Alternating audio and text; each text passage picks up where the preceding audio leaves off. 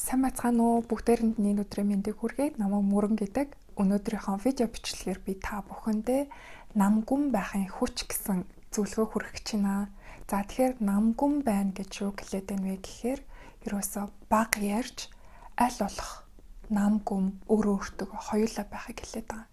Тэгэхээр өнөөдрийн нийгэмд хүн өөрөө өөртөө байхад улам л хол болоод байгаа.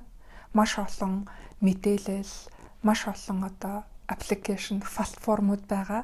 Тэгээд ганцаараа байхдаа хүртэл уцаа үзэл, чатлал, завсар зайгуул, утсан дуурайд л ийм болчихсон. Тэгэхээр энэ нөхцөлд бид нар яаж өөрөө өөртөө хоёулаа байх юм бэ? Тэгээд өөрөө өөртөө хоёулаа намгүн байснараа бидний амьдралд яг ямар давуу тал боломжууд гарч ирэх юм бэ гэдэг талаар өнөөдрийнхөө видео контентыг бэлтгэсэн байгаа. Тэгэхээр хамгийн нэгдүгээрт та намгүн байснараа сэтгэлийн тэнцвэрт байдлыг олж авах болно.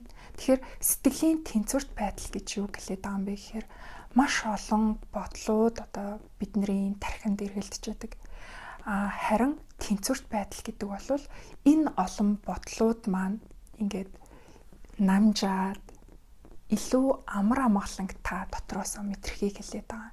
Тэгэхээр олон хүмүүстэй шуугаад, олон сэдвээр яриад, за тэгээд сошиалын элдв янзын мэдээллүүдийг үзсний дараа тэр сэтгэлийн тэнцвэрт байдал амар амгалан гэдэг зүйлийг мэдрэхэд тун хэцүү болно. Яа тэгэхээр маш олон чимээ шуугантай сүрэг бодлууд бидрийг эзэмдэж эхлэх нь шүү дээ.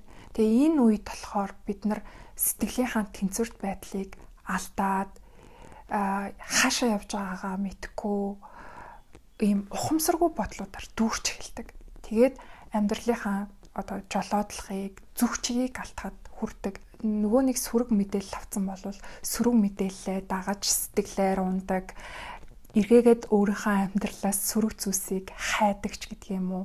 Ийм үзэгдлүүд явагддаг. Тэгэхээр намгүн байснараа та илүү сэтгэлийн тэнцвэртэй амар амгалан байдлыг олж авах болно. За хоёрдугаарт нь таны бүтээмж дээшлэнэ. Тэгэхээр яагаад бүтээмж дээшилж ийн вэ гэхээр сэтгэл өөрөө тэнцвэртэй ийм амар амгалантай байгаа үед хүн ерөөсөө яг гол зорилго дээр бүрэн төвлөрч чаддаг. Юу зөв бэ? Юу буруу вэ? Энэ зөв юм уу, тэр нь буруу юм уу гэдгийг хүн өөрөө маш сайн мэдэж чаддаг болдог. Ингэснээрээ ерөөсөө эргэлзэлгүйгээр хурдан шийдвэрүүд гаргаж бүтээмж нь өсчихэд нөгөө талаасаа төвлөрөх чадвар нэмэгдсэн учраас бүтээмж нэмэгдчихэд байна.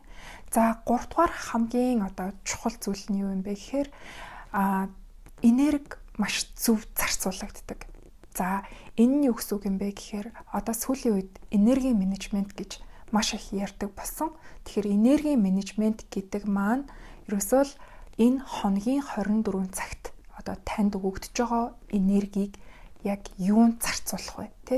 Яаж зарцуулах? Тэгэхээр энэ энерги гэдэг зүйл чинь өөрөө хязгаартай байдаг шүү дээ. Тэгэхээр маш их ачаалттай ажилласан бол тэр энерги бол маш хурдан дуусна. Нөгөө талаасаа маш их ярьсан бол тэр энерги бас маш хурдан дуусна. Тэр хэмжээ хязгаартай олгогдож байгаа энергийг хэрэгтэй хэрэггүй зүйлс яриад өнгөрөөчвөл үнэхээр харамсалтай шүү дээ. Аль болох ярихаа багасгаад намгүн байгаад энэ эрчим энергийг та өөрийнхөө зорилгын төлөө зөв зүйлд зарцуулаасай гэж хүсэж байна. За дөрөвдүгээрт нь намгүн байх нь харилцааг маш гоё, эерэг, маш үр өгөөчтэй болгочдөг. Яагаад вэ гэхээр та нөгөө хүнээ илүү сайн сонсож чадна гэсэн үг. Тэгэхгүй ингээл нөгөө харилцаж буй хүнтэйгээ зэрэгцэж яриад байвал тэнд ямар ч ойлголцол бий болохгүй. Тэгэхээр харилцаа гэдэг бол ерөөсөө хэр сайн ойлголцож чадаж байна вэ гэдэг. Тэр хүний яг хийсэн зүйлийг яг хэлсэн утгаар нь хүлээж авч чадсан уу?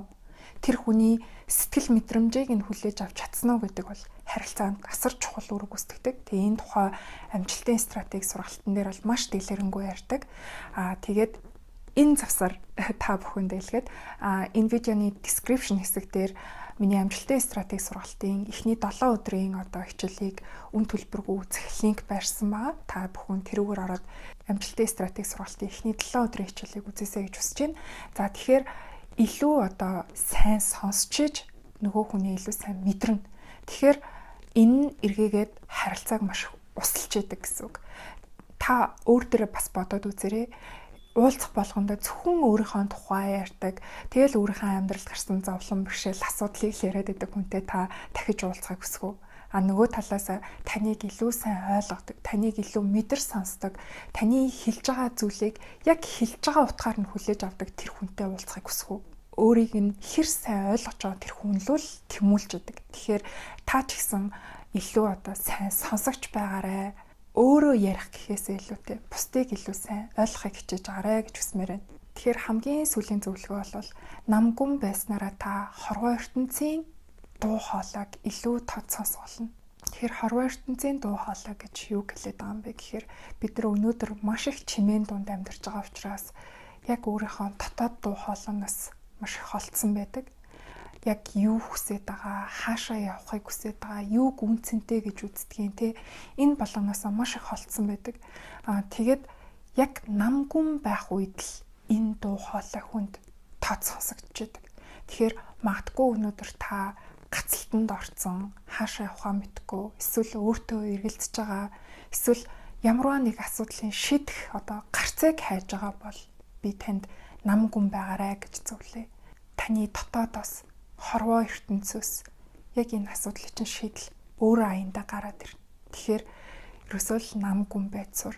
Тэгээ миний хувьд бол яг бясалгал хийгээ суучихдаа маш олон гайхалтай санаануудыг, гайхалтай зөвлөмжүүдийг олж авдаг. Тэгээд би энийг өөрөө хорвоо ертөнцийн дуу хоолой гэж нэрлэдэг байхгүй юу. Тэгээ яг намгүн суучихдаа яг ийм хорвоо ертөнцтэй илүү холбогдож байгаа юм шиг санагддаг. Маш олон амжилтанд хүрсэн хүмүүс ерөөсөө өөрсдийн гайхалтай бүтээл, туйрлыг бол яг ийм ганцаараа намгүм төвлөрч хийж бүтээсэн байдаг. Тэгэхээр магадгүй та ч гэсэн өөрийнхөө гайхалтай бүтээлийг намгүм байснараа хийж чадах юм шүү. Тэгээд бүгдээрэнд нь амжилт хүсье. Миний контент таалагдсан бол шеэр хийж бусдад түгээгээрэй. Мөн дараагийн контентоор яг ямар сэдвээр ярилцахыг хүсэж байна. Комент хэсэгт үлдээгээрэй. Тэгээд анхаарал тавьсан та бүгдэд баярлалаа.